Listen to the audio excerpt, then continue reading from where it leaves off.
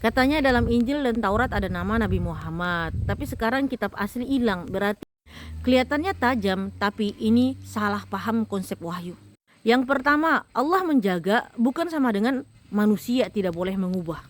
Allah Maha Kuasa bukan berarti dia memaksa manusia menjadi robot.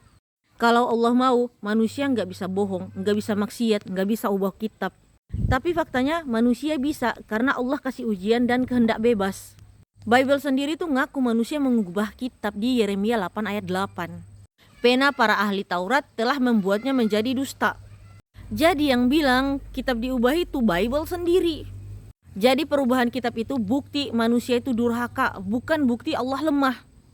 Yang kedua, Allah memang tidak berjanji menjaga kitab sebelum Al-Quran. Ini poin yang kalian oten sering gak tahu. Allah itu berjanji hanya menjaga Al-Quran, bukan menjaga kitab sebelumnya. Surah Al-Hijr ayat 9. Kamilah yang menurunkan Al-Zikr atau Al-Quran dan kami pula yang menjaganya. Kenapa? Al-Quran itu adalah wahyu terakhir kepada seluruh manusia sampai kiamat. Taurat dan Injil hanya wahyu lokal dan bersifat sementara. Sama kayak buku pelajaran edisi lama diganti edisi final.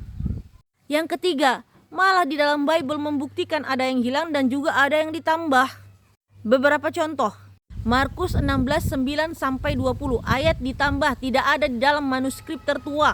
Yohanes 7:53-8 ayat 11 kisah perempuan berzina ditambah.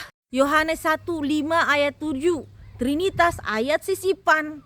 Artinya apa? Manuskrip dirubah, versi berbeda-beda, tidak ada jaminan ilahi dijaga. Yang keempat, justru ini bukti Allah Maha Kuasa.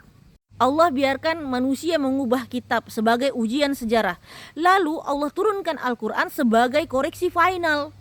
Jadi Al-Quran itu filter terakhir.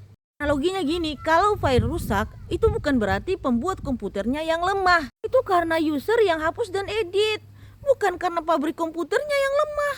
Pertanyaannya ke Anda, kalau Anda yakin bahwa kitab itu kemudian tidak berubah, kenapa manuskrip Bible berbeda-beda? Kenapa ada ayat yang dihapus di edisi modern? Dan kenapa Yeremia 88 bilang ahli Taurat memalsukan? Jadi nama Nabi Muhammad SAW hilang bukan karena Allah tidak Maha Kuasa, tapi karena Allah memang tidak pernah berjanji untuk menjaga kitab sebelumnya. Itu bukti manusia diuji dan durhaka. Dan sadar nama Nabi hilang itu karena distorsi. Tapi jejak masih ada, jadi sadar.